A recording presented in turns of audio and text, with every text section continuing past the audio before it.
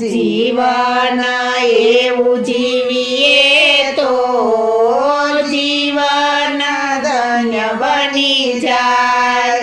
વેલા ઉઠીને પૂજા પાઠ કરીએ, વેલા ઉઠીને પૂજા પાઠ કરીએ. માતા પિતાને વંદન કરીએ, માતા પિતાને વંદન કરીએ. માથે હાથ હોય એનો તો જીવન ધન્ય બની જાય.